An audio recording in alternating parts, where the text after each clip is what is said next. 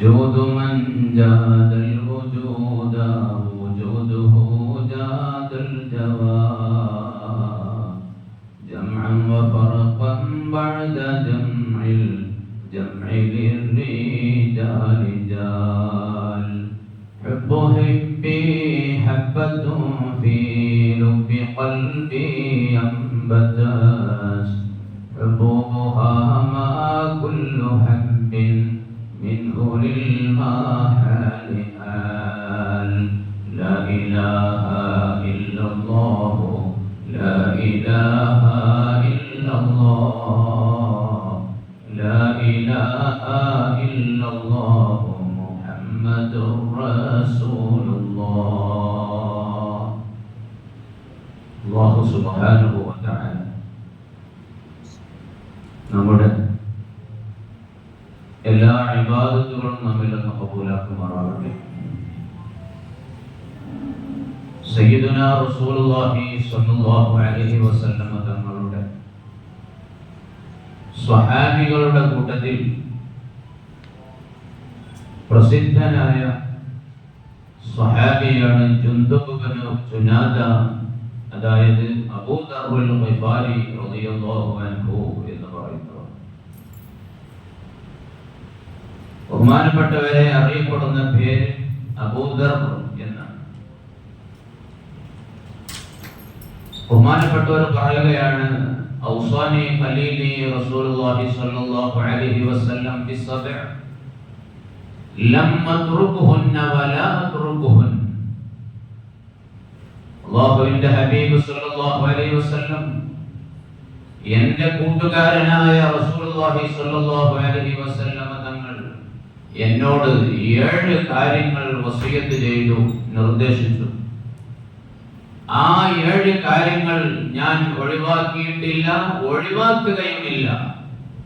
ഞാൻ അതെന്റെ ജീവിതത്തിൽ നിത്യമായും കൊണ്ടുനടക്കും എന്ന് പറഞ്ഞ അബൂദർ റളിയല്ലാഹു അൻഹു ആ 7 കാര്യങ്ങൾ എണ്ണിപ്പറഞ്ഞു. ഇൻഷാ അല്ലാഹ് ആ 7 കാര്യങ്ങൾ പറയുന്നതിന്റെ മുമ്പ് ആരായിരുന്നു അബൂദർ റളിയല്ലാഹു അൻഹു എന്നത് അദ്ദേഹത്തിന്റെ വലിയ ചരിത്രമുണ്ട്. വിശാലമായി അതിലേക്കൊന്നും പോകാതെ അദ്ദേഹത്തിന് ഹ്രസ്വമായ രൂപത്തിൽ പരിചയപ്പെടുത്തി ആ 7 കാര്യങ്ങൾ പറഞ്ഞ് ഞാൻ അവസാനിപ്പിക്കും. ബഹുമാനപ്പെട്ടവർ മക്കയിൽ റസൂലുള്ളാഹി സ്വല്ലല്ലാഹു അലൈഹി വസല്ലം തങ്ങൾ ഇസ്ലാമിക പ്രബോധന പ്രവർത്തനങ്ങൾ നടത്തുന്നുണ്ട് എന്ന വിവരം കിട്ടിയപ്പോൾ അതിന്റെ നിജസ്ഥിതി അറിയാൻ വേണ്ടിയും സത്യമാണെങ്കിൽ അതിനെ പിന്തുടരാൻ വേണ്ടിയും തന്റെ സഹോദരനായ അനീസ് എന്നവരെ മക്കയിലേക്ക് തന്റെ പ്രതിനിധിയായി അയച്ചു. അനീസ് എന്ന സഹോദരൻ മക്കയിൽ വന്ന് റസൂലുള്ളാഹി സ്വല്ലല്ലാഹു അലൈഹി വസല്ലം തങ്ങളെ വീക്ഷിക്കുകയും നബി സല്ലല്ലാഹു അലൈഹി വസല്ലം തങ്ങളുടെ പ്രവർത്തനങ്ങൾ, അവിടുത്തെ നിർദ്ദേശങ്ങളൊക്കെ സഹാബത്തിൽ നിന്ന് കണ്ട് കേട്ട് മനസ്സിലാക്കുകയും ചെയ്തതിന്റെ അടിസ്ഥാനത്തിൽ കിട്ടിയ വിവരവുമായി നാട്ടിലേക്ക് ചെന്ന് തന്റെ സഹോദരനായ അബൂദറിനെ അറിയിക്കുകയാണ്.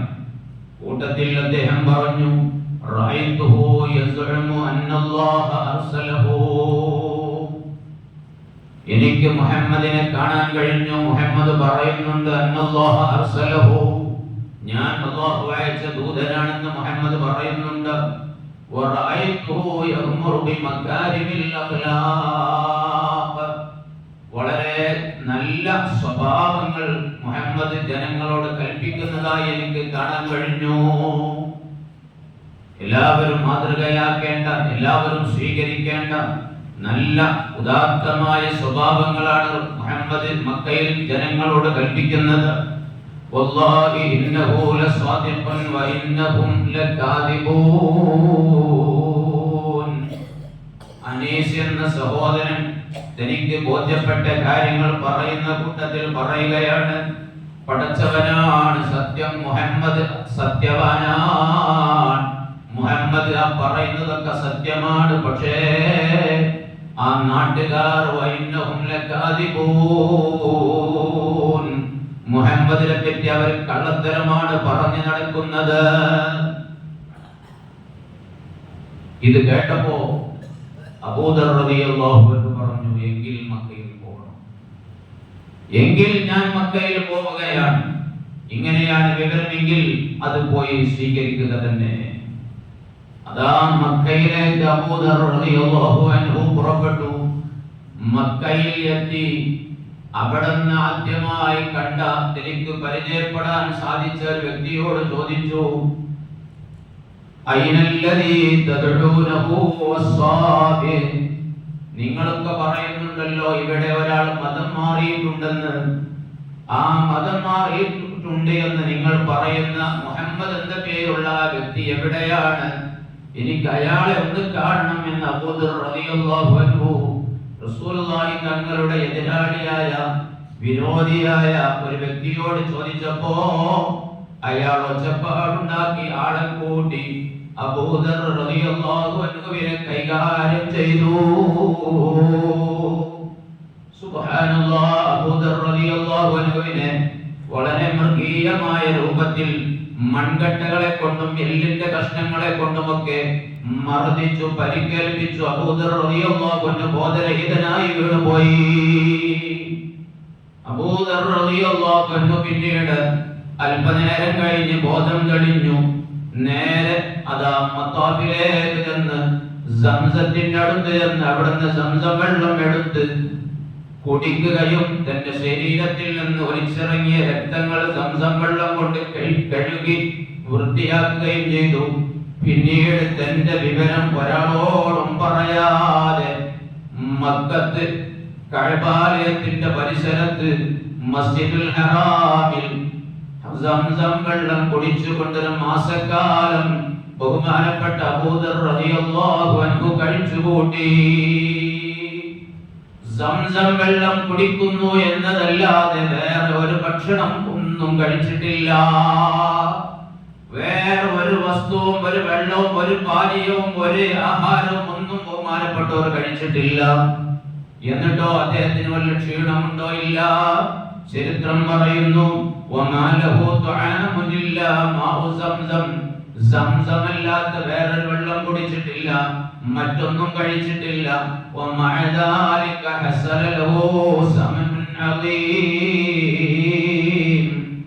ഇങ്ങനെയൊക്കെ ആയിരുന്നിട്ട് പോലും ഒരു മാസക്കാലം അങ്ങനെ ജീവിച്ചിട്ട് അദ്ദേഹത്തിന്റെ തടി നല്ല പുഷ്ടിപ്പെട്ടു. ഒരു ക്ഷീണം ബാധിച്ചിട്ടില്ല എന്ന് മാത്രമല്ല, തടി ഉഷാറാവുകയാണ് ചെയ്തത്. സംസം വെള്ളത്തിന്റെ ബറക്കത്തായിരുന്നു അത്. അങ്ങനെ ബഹുമാനപ്പെട്ട ഒരു മാസം തികഞ്ഞപ്പോ അന്ന് ആ സംഭവം ഉണ്ടായി എന്നതല്ലാതെ പിന്നെ ഒരാളോടും മുഹമ്മദ് നബി തങ്ങളെ പറ്റി അന്വേഷിക്കുകയോ പറയുകയോ ചോദിക്കുകയോ ഒന്നും ചെയ്യാതെ ഈ ഒരു മാസക്കാലം കഴിച്ചുകൂട്ടി. ജനങ്ങളുടെ അവസ്ഥകളെല്ലാം വീക്ഷിച്ചു, റസൂലുള്ളാഹി തങ്ങളെ നിരീക്ഷിച്ചു, എല്ലാം മനസ്സിലാക്കിയെടുത്ത് അതാ ഒരു രാത്രി മത്താഫ് കാലിയായി നിൽക്കുമ്പോ മത്താഫിലേക്ക് ഇറങ്ങി വരുന്നു യാദൃശ്ചികമായി സയ്യിദുനാ റസൂലുള്ളാഹി സ്വല്ലല്ലാഹു അലൈഹി വസല്ലം തങ്ങൾ മത്താഫിലേക്ക് വന്നു. അവിടുന്ന് കഅബാലയം തവാഫ് ചെയ്തു ഹജറുൽ വസ്വദ് മുത്തുകയാണ്. അതിനുശേഷം അബൂദർ റളിയല്ലാഹു അൻഹു റസൂലുള്ളാഹി തങ്ങളുടെ മുന്നിലേക്ക് വന്നുകൊണ്ട് പറഞ്ഞു, അസ്സലാമു അലൈക യാ റസൂലല്ലാഹ്. ഈ സലാം റസൂലുള്ളാഹിന്റെ മുന്നിൽ വെച്ച് കഅബാലയത്തിന്റെ ചാരത്ത് വെച്ച് അല്ലാഹുവിന്റെ ഹബീബിനോട് പറഞ്ഞപ്പോ ലോകത്ത് ആദ്യമായി റസൂലുള്ളാഹി തങ്ങളെ സലാം കൊണ്ട് അഭിവാദ്യം ചെയ്തത് ബഹുമാനപ്പെട്ട അബൂദർ റളിയല്ലാഹു അൻഹു ആണ്. അതിന്റെ മുമ്പ് ഒരാൾ റസൂലുള്ളാഹി തങ്ങളോട് ഇങ്ങനെ സലാം പറഞ്ഞത് ചരിത്രമില്ല. അസ്സലാമു അലൈക യാ റസൂലല്ലാഹ് എന്ന് ആദ്യമായി ഈ സലാമിന്റെ പ്രയോഗം നടത്തിയത് അബൂദർ റളിയല്ലാഹു അൻഹു ആണ്. അല്ലാഹുവിന്റെ ഹബീബ് തങ്ങൾ മടക്കി വഅലൈക്കസ്സലാം വറഹ്മത്തുള്ളാഹ്. ശേഷം റസൂലുള്ളാഹി തങ്ങളോട് പറയുകയാണ്, ഞാൻ അങ്ങയുടെ ഇസ്ലാം സ്വീകരിക്കുന്നു. അഷ്ഹദു അൻ ലാ ഇലാഹ ഇല്ലല്ലാഹ് വ അഷ്ഹദു അന്ന മുഹമ്മദൻ കലിമത്തു ഷഹാദത്ത് ചൊല്ലി റസൂലുള്ളാഹി തങ്ങളുടെ മുന്നിൽ വെച്ച് കഅബാലയത്തിന്റെ ചാരത്ത് വെച്ച് ബഹുമാനപ്പെട്ടവർ ഇസ്ലാം സ്വീകരിച്ചു. എന്നിട്ട് നബി തങ്ങളോട് പറയുകയാണ്, വല്ലാഹി വല്ലദീ നഫ്സി ബിയദിഹി ലഅസ്റഖന്ന ബിഅദാ ബൈന ദഹ്റാനൈഹിം. നബിയേ, ഞാൻ ഈ സത്യം ജനങ്ങൾ കൂടി നിൽക്കുമ്പോൾ അവർക്ക് മുന്നിൽ വെച്ച് ഞാൻ തുറന്ന് പറയും നബിയേ, ഞാൻ ഉറക്കെ ഇത് പറയും നബിയേ. റസൂലുള്ളാഹി സ്വല്ലല്ലാഹു അലൈഹി വസല്ലം തങ്ങളോട് അനുവാദം വാങ്ങിയിട്ട് അതാ മസ്ജിദുൽ ഹറാം പള്ളിയിൽ വെച്ച് ഉറക്കെ വിളിച്ചു പറയുന്നു, അഷ്ഹദു അല്ലാ ഇലാഹ ഇല്ലല്ലാഹ് വ അഷ്ഹദു അന്ന മുഹമ്മദർ റസൂലുള്ളാഹ്. ഇതങ്ങ് കേൾക്കേണ്ട സമയം ചുറ്റുഭാഗത്ത് നിന്ന് ആളുകൾ ഓടിക്കൂടി, ശത്രുക്കൾ ഓടിക്കൂടി. അബൂദർ റളിയല്ലാഹു അൻഹുവിനെ വളഞ്ഞു. വളറബു ഹത്താ അൽജഉ, ശക്തമായി മർദിച്ച് അബൂദർ റളിയല്ലാഹു അൻഹുവിനെ തള്ളിയിട്ടു, അടിച്ചു വീഴ്ത്തുകയാണ് അബൂദർ റളിയല്ലാഹു അൻഹുവിനെ. ഫജാഅൽ അബ്ബാസ്, ആ സമയത്ത് ഈ രംഗമൊക്കെ കണ്ടുകൊണ്ട് നിന്ന അബ്ബാസ് റളിയല്ലാഹു അൻഹു റസൂലുള്ളാഹി തങ്ങളുടെ പിതൃവ്യൻ വന്നുകൊണ്ട് പറഞ്ഞു, ജനങ്ങളെ, അദ്ദേഹം ഈ നാട്ടുകാരനല്ല, അദ്ദേഹം ഗിഫാർ ഗോത്രക്കാരനാണ്. അദ്ദേഹത്തെ നിങ്ങൾ മർദിച്ചാൽ നിങ്ങൾ ശാമിലേക്ക് കച്ചവട ആവശ്യാർത്ഥം പോകുന്നവരല്ലേ? നിങ്ങൾ പോകുന്ന വഴിക്കല്ലേ ഗിഫാർ ഗോത്രമുള്ളത്? അവിടെ നിങ്ങൾ പോകുന്ന നേരത്ത് നിങ്ങളെ ആളുകൾ ഇതിന്റെ പ്രതികാരം ചെയ്യും. അതുകൊണ്ട് അദ്ദേഹത്തിന് നിങ്ങൾ വിട്ടേക്കൂ എന്ന് അബ്ബാസ് റളിയല്ലാഹു അൻഹു അബൂദർ റളിയല്ലാഹു അൻഹുവിന് വേണ്ടി അവിടെ അപേക്ഷ നടത്തിയപ്പോ അവർ മാറി നിന്നു. ബഹുമാനപ്പെട്ട അബൂദർ റളിയല്ലാഹു അൻഹു തന്റെ ക്ഷീണമൊന്നുമല്ലേ മാറിയപ്പോ വീണ്ടും എഴുന്നേറ്റുകൊണ്ട് അതേപോലെ ഉറക്കെ പ്രഖ്യാപിച്ചു ഷഹാദത്ത് കലിമ. വീണ്ടും ഉറക്കെ പറഞ്ഞു. ഇത് അവരെ വീണ്ടും പ്രകോപിതരാക്കി. അവർ വീണ്ടും അബ്ബാസ് റളിയല്ലാഹു അൻഹുവിന്റെ മുന്നിൽ വെച്ചുകൊണ്ട് ഇദ്ദേഹത്തെ മർദ്ദിക്കുകയാണ്. അപ്പോഴും അബ്ബാസ് റളിയല്ലാഹു അൻഹു അവരെ വിലക്കി. അങ്ങനെ ബഹുമാനപ്പെട്ട അബൂദർ റളിയല്ലാഹു അൻഹു പിന്നീട് തന്റെ നാട്ടിലേക്ക് പോകുകയാണ്. അല്ലാഹുവിന്റെ ഹബീബ് തങ്ങളോട് സമ്മതം വാങ്ങിയിട്ട് എന്റെ നാട്ടുകാരെ, എന്റെ കുടുംബങ്ങളെ ഞാൻ ഇസ്ലാമിലേക്ക് കൊണ്ടുവരാൻ പോകുന്ന നബിയെ എന്ന് പറഞ്ഞ് ബഹുമാനപ്പെട്ടവർ നാട്ടിലേക്ക് പോയി. ആദ്യമായി തന്റെ നേരത്തെ തനിക്ക് വേണ്ടി മക്കയിൽ വന്ന് അന്വേഷണങ്ങൾ നടത്തിപ്പോയ തന്റെ സഹോദരനായ അനീസിനോട് പറഞ്ഞു, നീ ഇസ്ലാം സ്വീകരിക്കണം. ഉടനെ അനീസ് പറഞ്ഞു, അഷ്ഹദു അല്ലാ ഇലാഹ ഇല്ലല്ലാഹ് വ അഷ്ഹദു അന്ന മുഹമ്മദർ റസൂലുള്ളാഹ്. പിന്നെ അവർ രണ്ടുപേരുടെയും ഉമ്മയുടെ അടുത്ത് ചെന്ന് പറഞ്ഞു. ഉമ്മയോട് ഇസ്ലാമിനെ പരിചയപ്പെടുത്തി കൊടുത്തു. ഒരു എതിർപ്പുമില്ലാതെ ഉമ്മയും ഇസ്ലാമിലേക്ക് കടന്നു വന്നു. പിന്നീട് കുടുംബാംഗങ്ങളിൽ പലരെയും പരിചയപ്പെടുത്തി. ഒരുപാട് ആളുകൾ ഇസ്ലാമിലേക്ക് കടന്നു വന്നു. അങ്ങനെ അവിടെ ഇസ്ലാമിക പ്രബോധനം നടത്തി. അവിടെ ഇസ്ലാമിലേക്ക് ആളുകൾ ഇങ്ങനെ വർദ്ധിച്ചു വരികയാണ്. പിന്നീട് റസൂലുള്ളാഹി സ്വല്ലല്ലാഹു അലൈഹി വസല്ലമ തങ്ങൾ മദീനയിലേക്ക് ഹിജ്റ പോയതിനു ശേഷം അബൂദർ റളിയല്ലാഹു അൻഹു വീണ്ടും തന്റെ ബാക്കി കുടുംബാംഗങ്ങളെയുമായി മദീനയിലേക്ക് വന്ന് റസൂലുള്ളാഹി തങ്ങളുടെ മുന്നിൽ വന്നുകൊണ്ട് ഇസ്ലാം സ്വീകരിക്കുകയാണ്. ആ കുടുംബത്തിലെ മുഴുവൻ പേരും ഇസ്ലാം സ്വീകരിക്കുകയുണ്ടായി. അല്ലാഹുവിന്റെ റസൂൽ നേരത്തെ അവർക്ക് വേണ്ടി ഒരു പ്രാർത്ഥന നടത്തി. ഗോത്രത്തിന് മുഴുവൻ അല്ലാഹു തആല പുറത്തു കൊടുക്കട്ടെ. ഇങ്ങനെ വലിയ ത്യാഗം ഇസ്ലാമിന് വേണ്ടി ചെയ്ത് ഇസ്ലാം അങ്ങേയറ്റം സന്തോഷത്തോടെ സ്വീകരിച്ച വലിയ കുടുംബമാണ് അബൂദർ റളിയല്ലാഹു അൻഹുവിന്റെ കുടുംബം. വിശാലമായ ചരിത്രമാണ്. ഞാൻ ചുരുക്കുകയാണ്. ബഹുമാനപ്പെട്ട അബൂദർ റളിയല്ലാഹു അൻഹു വളരെ നല്ല വ്യക്തിത്വത്തിന്റെ ഉടമയാണ്. വളരെ മാതൃകാ ജീവിതം നയിച്ചവരാണ്. വളരെ സൂക്ഷ്മത പാലിച്ചവരാണ്. തന്റെ ജീവിതത്തിൽ വളരെ കണിശത പുലർത്തിയവരാണ്. എത്രത്തോളം എന്നോ ഹത്താ കാന യറാ അന്നമാ സാദ അലാ ഹാജത്തിൽ യൗമി വൽ ലൈല ലാ യജൂസു ഇദ്ഖാറുഹു. ഒരു രാപ്പകലിന് ആവശ്യമായ ഭക്ഷണമേ തന്റെ പക്കൽ സ്റ്റോക്ക് ഉണ്ടാവാൻ പാടുള്ളൂ. അതിലേറെയുള്ളത് സ്റ്റോക്ക് വെക്കാൻ പാടില്ല എന്ന കണിശമായ തീരുമാനമെടുത്തവരായിരുന്നു. തന്റെ പക്കൽ വല്ല മുതലും വന്നാൽ, തനിക്ക് വല്ല ദാനവും കിട്ടിയാൽ, ഒരു ദിവസത്തിന് രാപ്പകലിന് തന്റെ കുടുംബത്തിന് മതിയായത് അവിടെ വെച്ച് ബാക്കി മുഴുവൻ നാളത്തെ കാര്യം ആലോചിക്കാതെ മുഴുവൻ ധർമ്മം ചെയ്ത് കളയുന്നവരാണ്. ബഹുമാനപ്പെട്ട മുആവിയ റളിയല്ലാഹു അൻഹു അബൂ ദർ റളിയല്ലാഹു അൻഹുവിനെ പരീക്ഷിക്കാൻ വേണ്ടിയതാ ഒരാളുടെ പക്കൽ 1000 സ്വർണ്ണ നാണയം ദീനാർ കൊടുത്തയക്കുകയാണ്. ഈ മനുഷ്യൻ അബൂ ദർ റളിയല്ലാഹു അൻഹുവിന്റെ അടുത്ത് കൊണ്ടുവന്ന് ഈ കാശ് ഏൽപ്പിച്ചിട്ട് പറഞ്ഞു, ഇത് മുആവിയ നിങ്ങൾക്ക് തരാൻ പറഞ്ഞതാണ്. സന്തോഷത്തോടെ സ്വീകരിച്ചു. അല്പനേരം കഴിഞ്ഞപ്പോഴേക്ക് 1000 ദീനാറിൽ നിന്ന് അല്പാൽപമായെടുത്ത് ഒരു ദീനാർ പോലും ബാക്കിയില്ലാതെ മുഴുവൻ ബഹുമാനപ്പെട്ടവർ ധർമ്മം ചെയ്തു കളഞ്ഞു. മുആവിയയുടെ നിർദ്ദേശപ്രകാരം ആ ക്യാഷ് കൊണ്ടുവന്ന് തന്ന ആള് തന്നെ രണ്ടാമത് വന്നുകൊണ്ട് പറയുന്നു, ഞാൻ നിങ്ങളുടെ പക്കൽ തന്നിരുന്ന ക്യാഷിന്റെ ആ കെട്ട്, അതിന്റെ ആ കാശിന്റെ ആ കീ നിങ്ങൾക്കുള്ളതല്ലായിരുന്നു. അത് ഞാൻ ആളെ മാറി തന്നുപോയതാണ്. അത് മുആവിയ എന്നെ ഒരാൾക്ക് നൽകാൻ ഏൽപ്പിച്ചതായിരുന്നു. അത് ഞാൻ ആളെ മാറി നിങ്ങൾക്ക് തന്നതാണ്. അതുകൊണ്ട് അത് അങ്ങ് തിരിച്ചു തരണമെന്ന് പറഞ്ഞപ്പോ മഹാനായ അബൂ ദർ റളിയല്ലാഹു അൻഹു പറഞ്ഞു, ഇനി വല്ല ദാനവും എനിക്ക് വരുമ്പോ ഞാൻ അതിൽ നിന്ന് എടുത്തു തരാം. നിങ്ങൾ കൊണ്ടുവന്ന് തന്നത് മുഴുവൻ ഒരു ദീനാർ ബാക്കിയില്ലാതെ എല്ലാം ഞാൻ ധർമ്മം ചെയ്ത് കഴിഞ്ഞിട്ടുണ്ട്. ആ സമയത്ത് ദൂതൻ പറഞ്ഞു, വേണ്ട വേണ്ട, നിങ്ങളെ പരീക്ഷിക്കാൻ വേണ്ടി മുആവിയ നടത്തിയ തന്ത്രമായിരുന്നു ഇത്. ഇത്രത്തോളം വലിയ ധർമ്മിഷ്ഠനും ജീവിതത്തിൽ കണിശത പുലർത്തിയവനുമായ ബഹുമാനപ്പെട്ട അബൂ ദർ റളിയല്ലാഹു അൻഹു, ബഹുമാനപ്പെട്ടവർ തന്റെ ജീവിതത്തിന്റെ അവസാന ഘട്ടത്തിൽ റബദ എന്ന് പറയുന്ന സ്ഥലത്ത്, അതായത് ഇറാഖിൽ നിന്ന് ഹാജിമാരൊക്കെ വരുന്ന മദീനയോടടുത്തുള്ള മദീനയിൽ നിന്ന് ഒരു 3 മർഹല അകലെയുള്ള സ്ഥലമാണത്. അവിടെ ബഹുമാനപ്പെട്ടവർ ചെന്ന് താമസിക്കുകയാണ്.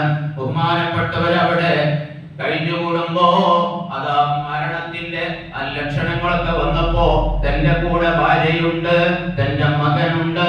ആ സമയത്ത് ഭാര്യ കരയുകയാണ്. ഇതൊരു വിജനമായ സ്ഥലമാണ്, ഒറ്റപ്പെട്ട സ്ഥലമാണ്. ഇവിടെ നിങ്ങളുടെ മരണം സംഭവിച്ചാൽ എന്ത് ചെയ്യും എന്ന യാതൊരു നിശ്ചയവുമില്ലാതെ, ഒരു ഐഡിയയും ഇല്ലാതെ ആ ഭാര്യ കരയാനൊരുങ്ങിയപ്പോ അബൂ ദർ റളിയല്ലാഹു അൻഹു ചോദിക്കുന്നു ഭാര്യയോട്, എന്തിനാണ് നീ കരയാനൊരുങ്ങുന്നത്? മായുബിക്ക് കാലത്ത് മഹരി പറഞ്ഞു, മാലി ലാ ബകി വഅൻത തമൂതു ബിഫലാത്തിൻ മിനൽ അർളി വലൈസ മഅനാ സൗബുൻ യസഉക കഫനാ. ഒരു വിജനമായ ഭൂമിയല്ലേ ഇത്. ഇവിടുന്ന് നിങ്ങൾ മരണപ്പെട്ടാൽ നിങ്ങൾ കഫൻ ചെയ്യാനുള്ള ഒരു കഫൻ തുണി പോലും ഇവിടെ ലഭിക്കുകയില്ലല്ലോ. അതുകൊണ്ട് ഇങ്ങനെയുള്ള ഒറ്റപ്പെട്ട സ്ഥലത്താണല്ലോ നമ്മൾ ഉള്ളത് എന്ന് പറഞ്ഞപ്പോ മഹരിയോട് അബൂ ദർ റളിയല്ലാഹു അൻഹു തിരിച്ചു പറയുകയാണ്, فقال لا تبكي وابشري فإني سمعت رسول الله صلى الله عليه وسلم. നീ കരയരുത്, നീ ഒരു സന്തോഷ വാർത്ത കേൾക്കണം. എന്തായിരുന്നു അത്? ഞാനും ഒരു കൂട്ടം ആളുകളും റസൂലുള്ളാഹി തങ്ങളുടെ അടുത്ത് നിൽക്കുമ്പോ റസൂലുള്ളാഹി തങ്ങൾ പറയുകയുണ്ടായി, ലയമുതന്ന റജുലുൻ മിൻകും ബിഫലാത്തിൻ മിനൽ അർളി യശ്ഹദു ഇസാബത്തും മിനൽ മുഅ്മിനീൻ. ഞാനും ഒരു കൂട്ടം സഹാബികളും റസൂലുള്ളാഹിന്റെ ഹദ്റത്തിൽ സാന്നിധ്യത്തിൽ ഉള്ളപ്പോൾ നബി തങ്ങൾ പറഞ്ഞതാണ്, നിങ്ങളിൽപ്പെട്ട ഒരാൾ ഒരു വിജനമായ സ്ഥലത്ത് വെച്ച് മരണപ്പെടും. ആ സമയത്ത് അയാളുടെ അന്ത്യക്രിയകളൊക്കെ ചെയ്യാൻ വേണ്ടി ഒരു കൂട്ടം മുഅ്മിനീങ്ങളായ ആളുകൾ അതുവഴി കടന്നു വരും. അവരെ കാര്യങ്ങളൊക്കെ ഏറ്റെടുത്ത് ചെയ്യുമെന്ന് റസൂലുള്ളാഹി തങ്ങൾ നേരത്തെ പറഞ്ഞിരുന്നു. അന്ന് ആ കൂട്ടത്തിൽ ഉണ്ടായിരുന്ന ഓരോരുത്തരായി മരണപ്പെട്ടു പോയിട്ടുണ്ട്. ഇനി ഞാനൊരാളല്ലാതെ ആ കൂട്ടത്തിൽ അന്ന് നബി തങ്ങൾ പറഞ്ഞതിൽ നിന്ന് ഞാനൊരാളല്ലാതെ ബാക്കിയില്ല. അതുകൊണ്ട് നബി തങ്ങൾ പറഞ്ഞ അന്ന് ഞങ്ങളോട് പറഞ്ഞ കാര്യം ഇവിടെ പുലരുകയാണ്. നീ കരയരുത്, നമ്മുടെ കാര്യങ്ങൾ ചെയ്യാൻ വേണ്ടി ആളുകൾ ഇതുവഴി വരും എന്ന് പറഞ്ഞിട്ട് ബഹുമാനപ്പെട്ട ഒരു ഭാര്യയോട് വസിയത്ത് പറഞ്ഞു, ഞാൻ ഇവിടുന്ന് മരിക്കുകയാണ്, അതുകൊണ്ട് എന്റെ മരണശേഷം നിങ്ങൾ രണ്ടുപേരും, അതായത് ഭാര്യയും മകനും, കഴിയുന്ന രൂപത്തിൽ നിങ്ങൾ എന്നെ കുളിപ്പിക്കണം, എന്നിട്ട് ഈ കഴിയുന്നത് പോലെ നിങ്ങൾ എന്നെ കഫൻ ചെയ്യണം. മാത്രമല്ല, നിങ്ങൾ ആളുകൾ നടന്നു പോകുന്ന ഒരു വഴി അകലെയുണ്ട്, ചവിട്ടുപാടുണ്ട്, അവിടെ എന്റെ ജനാസ നിങ്ങൾ കൊണ്ടുപോയി വെച്ച് അതിലൂടെ കടന്നു പോകുന്നവരോട് പറയണം, ഇത് നബി സല്ലല്ലാഹു അലൈഹി വസല്ലം തങ്ങളുടെ ഹാദാ അബൂദർ സാഹിബ് റസൂലുള്ളാഹി ഫഅലീനൂനാ, നബി തങ്ങളുടെ ഉറ്റ സഹാബിയായ അബൂദറിന്റെ ജനാസയാണ്, ഇദ്ദേഹത്തെ സംസ്കരിക്കാൻ നിങ്ങൾ ഞങ്ങളെ സഹായിക്കണം എന്ന് നിങ്ങൾ ഒരു അപേക്ഷ അവരോട് പറഞ്ഞാൽ മതി, അവർ ഏറ്റെടുത്ത് ചെയ്തോളും എന്ന വസിയത്ത് പറഞ്ഞു. അത് പ്രകാരം ഉടനെ അബൂദർ മരണപ്പെട്ടു. ഭാര്യയും കുട്ടിയും പറഞ്ഞതുപോലെ കാര്യങ്ങൾ ചെയ്തു. അതാ ആ വഴിവക്കിലുള്ള ഒരു മണൽ കൂനയിൽ ബഹുമാനപ്പെട്ടവരുടെ ജനാസ കൊണ്ടുപോയി കിടത്തി. അല്പനേരം കഴിഞ്ഞൊരു സംഘം ആളുകൾ അതിൽ കടന്നു വരുന്നു. ആരായിരുന്നു ആ സംഘത്തിലുണ്ടായിരുന്നത്? അബ്ദുല്ലാഹി ഇബ്നു മസ്ഊദ് റളിയല്ലാഹു അൻഹു എന്ന പ്രമുഖ സ്വഹാബി വര്യൻ ഉൾക്കൊള്ളുന്ന ചെറിയൊരു സംഘം. ഇത് കണ്ടപ്പോൾ തന്നെ അബൂദർ റളിയല്ലാഹു അൻഹുവിന്റെ ജനാസ കണ്ടപ്പോൾ തന്നെ ഫവജദഹു വഅഖബറ ബിമാ ഖാലഹു, നേരത്തെ അബൂദർ പറഞ്ഞു വെച്ചതൊക്കെ അദ്ദേഹത്തിന് ഓർമ്മ വന്നു. അബ്ദുല്ലാഹി ഇബ്നു മസ്ഊദിനും ഓർമ്മ വന്നു. എന്നിട്ട് അദ്ദേഹവും കൂടെയുള്ളവരും ചേർന്ന് ശേഷക്രിയകളെല്ലാം നടത്തി അവിടെ അബൂദർ റളിയല്ലാഹു അൻഹുവിനെ മറവ് ചെയ്തു. ആ അബൂദർ റളിയല്ലാഹു അൻഹു ഇനിയും ഒരുപാട് മഹത്വങ്ങൾ, ഒരുപാട് രസകരമായ ചരിത്രങ്ങൾ ഇസ്ലാമിക ഗ്രന്ഥങ്ങളിൽ അദ്ദേഹത്തിൻ്റെതായ രേഖപ്പെടുത്തപ്പെട്ടിട്ടുണ്ട്. ഇനി ഞാൻ അദ്ദേഹത്തോട് നബി തങ്ങൾ വസിയത്ത് ചെയ്തിരുന്ന ആ 7 കാര്യങ്ങൾ പെട്ടെന്ന് പറഞ്ഞ് ഞാൻ അവസാനിപ്പിക്കും. ബഹുമാനപ്പെട്ടവർ പറയുന്ന ഉസാനി ഖലീലി റസൂലുള്ളാഹി സ്വല്ലല്ലാഹു അലൈഹി വസല്ലം, എന്റെ കൂട്ടുകാരനായ അല്ലാഹുവിന്റെ റസൂൽ എന്നോട് 7 കാര്യങ്ങൾ വസിയത്ത് ചെയ്തു, നിർദ്ദേശിച്ചു. എന്റെ ജീവിതത്തിൽ ഞാനത് ഒഴിവാക്കിയിട്ടില്ല. ഇനി ശേഷിക്കുന്ന കാലത്തും ഞാനത് ഒഴിവാക്കുകയില്ല എന്ന് പറഞ്ഞിട്ട് എണ്ണി പറയുകയാണ്. ഔസാനി ബിഹുബ്ബിൽ മസാകീനി വഖദ്ദുനുബി മിൻഹും, അഗതികളെ സ്നേഹിക്കാൻ, പാവപ്പെട്ടവരെ സ്നേഹിക്കാൻ എന്റെ ഹബീബ് റസൂലുള്ളാഹി തങ്ങൾ എന്നോട് വസിയത്ത് ചെയ്തിട്ടുണ്ട്. പാവങ്ങളെ ചേർത്ത് പിടിക്കാൻ, ആരുമില്ലാത്തവരെ സഹായിക്കാൻ, ആളുകളില്ലാത്തവരെ, ജീവിതത്തിന് വകയില്ലാത്തവരെ, അഗതികളെ ചേർത്ത് പിടിക്കാൻ എന്നോട് നബി തങ്ങൾ വസിയത്ത് ചെയ്തിട്ടുണ്ട്. രണ്ടാമതായി وأن أنظر إلى من هو أسفل مني ولا أنظر إلى من هو فوقي. ഈ ഭൗതികതയുടെ കാര്യത്തിൽ തന്റെ താഴെ ഉള്ളവരിലേക്ക് നോക്കാൻ എന്നോട് വസിയത്ത് ചെയ്തു, മുകളിലുള്ളവരിലേക്ക് നോക്കാതിരിക്കാനും വസിയത്ത് ചെയ്തു. ദുനിയാവിന്റെ കാര്യത്തിൽ തന്റെ താഴെ ഉള്ളവരിലേക്കാണ് നോക്കേണ്ടത്. അതായത് പടച്ചോനെ എനിക്ക് ഇങ്ങനൊക്കെ ഇത്രയൊക്കെ സുഖം എനിക്ക് തന്നിട്ടുണ്ട്, ഇത്രയൊക്കെ ജീവിത സൗകര്യങ്ങൾ നീ എനിക്ക് തന്നിട്ടുണ്ട് പടച്ചോനെ. എന്റെ അത്ര ഇല്ലാത്ത ആളുകളുണ്ടല്ലോ, എന്നെക്കാൾ കഷ്ടപ്പാടും പ്രയാസങ്ങളും ബുദ്ധിമുട്ടുകളും ഒക്കെ ഉള്ള ആളുകളുണ്ടല്ലോ, അവരെ അപേക്ഷിച്ച് അല്ലാഹു എനിക്ക് തന്ന അനുഗ്രഹങ്ങൾ വലുതാണ്. അപ്പോഴേ അല്ലാഹു തആല തന്ന അനുഗ്രഹത്തിന്റെ വലിപ്പം മനസ്സിലാകുകയുള്ളൂ.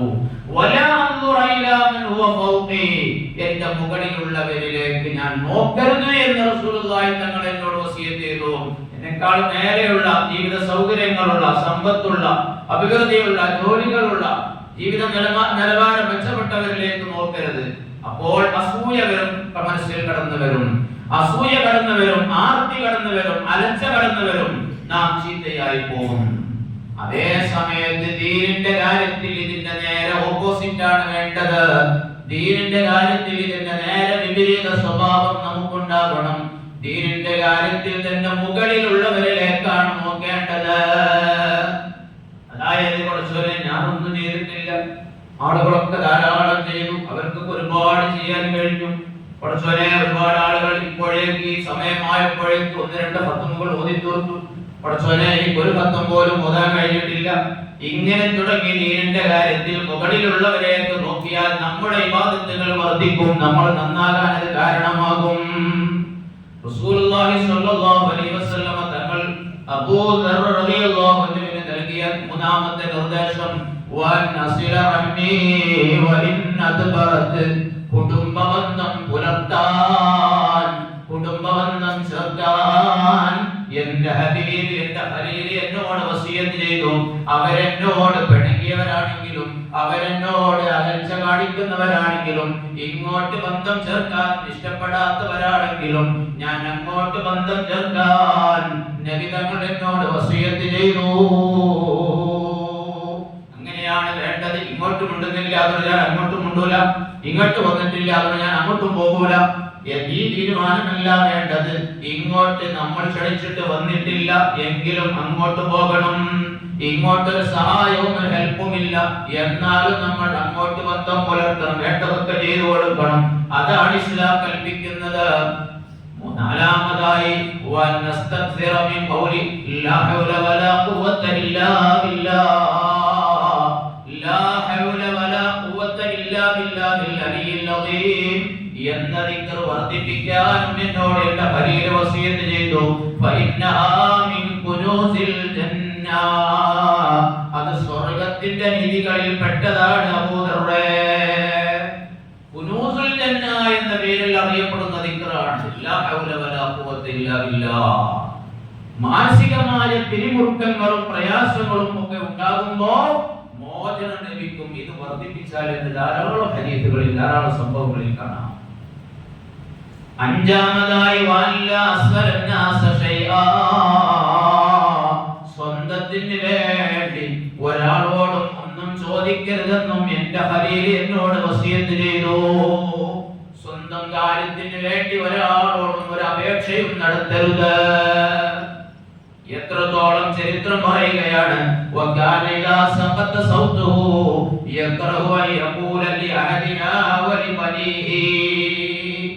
കുതിരപ്പുറത്ത് പോകുമ്പോ അബൂ ദർ റളിയല്ലാഹു അൻഹു കുതിരപ്പുറത്ത് പോകുന്ന നേരത്ത് കയ്യിൽ നിന്ന് കുതിരയെ ചടിക്കുന്ന ചട്ടവാർ താഴേക്ക് വീണുപോയാൽ അതൊന്ന് എടുത്തു തരൂ എന്ന് ഞങ്ങളുടെ കൂട്ടത്തിൽ പെട്ട ആരോടും പറയൂല, സ്വന്തം മക്കളോട് പോലും പറയാറില്ലായിരുന്നു. എന്റെ വാഹനം നിർത്തി താഴെ ഇറങ്ങി ആ വടി എടുക്കുകയല്ലാതെ ഒരാളോടും അതൊന്ന് എടുത്തു തരൂ എന്ന് പറയുക പോലും ചെയ്യാറില്ല. എന്തേ കാരണം? റസൂലുള്ളാഹി എന്നോട് വസിയത്ത് ചെയ്തതല്ലേ, ഒരാളോടും നീ ഒന്നും ചോദിക്കരുത്.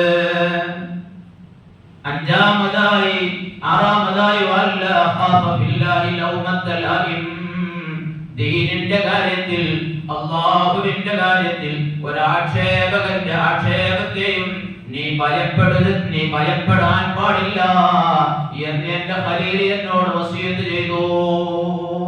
ദീനിന്റെ കാര്യത്തിൽ ദീനുമായി നടക്കുമ്പോ, ദീനിന്റെ വിഷയത്തിൽ മുന്നേറുമ്പോ ആളുകൾ പലതും ആക്ഷേപിക്കും, പല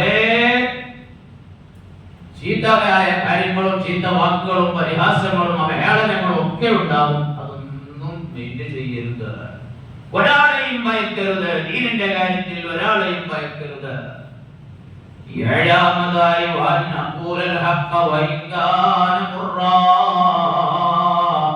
എത്ര കൈപ്പേറിയതാണെങ്കിലും സത്യം മാത്രം പറയണമെന്ന് എന്റെ ഖലീൽ എന്നോട് വസിയത്ത് ചെയ്തു. സത്യം ഇപ്പൊ തുറന്നു പറഞ്ഞാൽ മറ്റ് പല കാര്യങ്ങളും നമുക്ക് നഷ്ടപ്പെടാനുണ്ടെന്ന് വെക്കുക, അതല്ലെങ്കിൽ ഇപ്പൊ പല ബുദ്ധിമുട്ടും തൽക്കാലം നേരിടുമെന്ന് വെക്കുക. എന്നാൽ പോലും അതൊക്കെ മാറ്റിവെച്ച് സത്യം എവിടെയും അത് തന്നെ തുറന്ന് പറയണമെന്ന് എന്റെ ഹബീബ് എന്നോട് വസിയത്ത് ചെയ്തു. ആര് വെറുക്കുന്നതാണെങ്കിലും ആര് ഇഷ്ടപ്പെടാത്തതാണെങ്കിലും ആര് തള്ളിപ്പറയുന്നതാണെങ്കിലും സത്യമായതേ പറയാവൂ എന്ന് എന്റെ ഖലീൽ എന്നോട് വസിയത്ത് ചെയ്തു. ഈ 7 കാര്യങ്ങൾ നമുക്കൊക്കെ വലിയ പാഠമുള്ളതാണ്. നമ്മുടെയൊക്കെ ജീവിതത്തിൽ പുലർത്താൻ വളരെ നല്ല കാര്യങ്ങളാണ്. അല്ലാഹുവിന്റെ റസൂൽ അബൂ ദർറിനെ പേര് വിളിച്ചു പറഞ്ഞതാണെങ്കിലും അവിടത്തോട് നേരിട്ട് പറഞ്ഞതാണെങ്കിലും ഇലാ യൗമിൽ ഖിയാമത്ത് നാൾ വരെയുള്ള ഓരോ വിശ്വാസിക്കും ഇത് ബാധകമാണ്. അല്ലാഹു തആല ഇതൊക്കെ ജീവിതത്തിൽ കൊണ്ടുവരാൻ നമുക്ക് വലിയ തൗഫീഖ് നൽകട്ടെ. അബൂദർ ഞാൻ പറഞ്ഞു അദ്ദേഹത്തിന്റെ പേര് ജുന്ദുബ് ബിൻ ജുനാദ എന്നായിരുന്നു പേര്. ബഹുമാനപ്പെട്ടവർക്ക് എന്തേ അബൂദർ എന്ന വെളിപ്പേര് വരാനുണ്ടായ കാരണം ബഹുമാനപ്പെട്ട ഒരു ദിവസം അല്പം ഖുബ്സ് വാങ്ങിക്കൊണ്ടുവന്നു, അല്പം റൊട്ടി വാങ്ങിക്കൊണ്ടുവന്നു. ആ റൊട്ടി തൂക്കി വാങ്ങിക്കൊണ്ടുവന്നു. ബഹുമാനപ്പെട്ടവർ അത് കഴിക്കാൻ വേണ്ടി എടുത്തു വെച്ചു. അല്പനേരം കഴിഞ്ഞപ്പോ അതാ അതിന്റെ മുകളിൽ മുഴുവനായി ചെറിയ ഒരു തരം ഉറുമ്പുകൾ വന്ന് നിറഞ്ഞു. അബൂദർ റളിയല്ലാഹു അൻഹു ആ റൊട്ടി അതേപോലെ എടുത്ത് ഒന്ന് തൂക്കി നോക്കിയപ്പോ എണ്ണിയാൽ തീരാത്ത ഉറുമ്പുകൾ അതിന്റെ മുകളിലുണ്ട്. അതൊന്ന് എടുത്ത് തൂക്കി നോക്കിയപ്പോ തൂക്കത്തിൽ ഒരു വർധനവുമില്ല. ആ റൊട്ടി നേരത്തെ വാങ്ങിക്കൊണ്ട് വന്നപ്പോൾ തൂക്കം എത്രയാണോ അതേ തൂക്കം തന്നെയാണ്. ആയിരക്കണക്കിന് ഉറുമ്പുകൾ അതിന്റെ മേലെ ഉണ്ടായിട്ടും അതേ ഘനം തന്നെയാണ്. ഒരു അണുവളവ് തൂക്കം വർദ്ധിച്ചിട്ടില്ല. ഇത് കണ്ടപ്പോ ബഹുമാനപ്പെട്ടവർ പറഞ്ഞു സുബ്ഹാനല്ലാഹ്, ദുനിയാവിൽ ഈ ഒരു ഉറുമ്പുകൾക്ക് ഇത്ര ഉറുമ്പുണ്ടായിട്ടും ഉറുമ്പിന്റെ ഒരു കനം പോലുമില്ല. എന്നാൽ ഇങ്ങനെയുള്ള ഒരു ഉറുമ്പിന്റെ അത്ര നന്മയാണ്, ആ നന്മയായിട്ടാണ് നാളെ പരലോകത്ത് വരുന്നതെങ്കിലും അതിന്റെ പ്രതിഫലം കിട്ടും.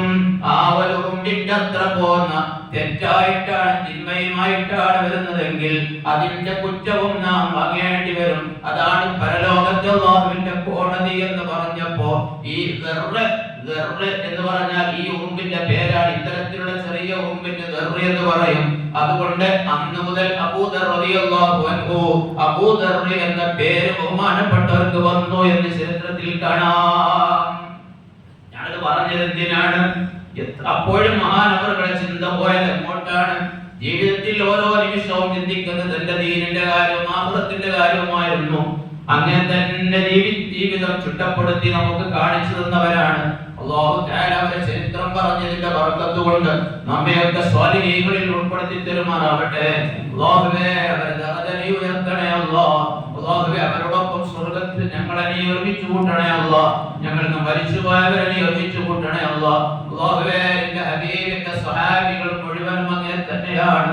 ആ മഹാന്മാരായ സ്വഹാബികളെ സ്നേഹിക്കാനും അവരെ പാതകൾ പിന്തുടരാൻ ഞങ്ങൾക്ക് നീ തൗഫീഖ് പ്രദാനം ചെയ്യണേ അല്ലാഹ്. അല്ലാഹുവേ ഞങ്ങൾ ചെയ്യുന്ന എല്ലാ അമലും നീ സ്വീകരിക്കണേ റഹ്മാനേ, നീ സ്വീകരിക്കണേ റഹ്മാനേ. ربنا تقبل منا إنك أنت السميع العليم وتب علينا إنك أنت التواب الرحيم برحمتك يا أرحم الراحمين بفضلك صلى الله على محمد صلى الله عليه وسلم صلى الله على محمد صلى الله عليه وسلم اللهم صل على محمد يا رب صل عليه وسلم.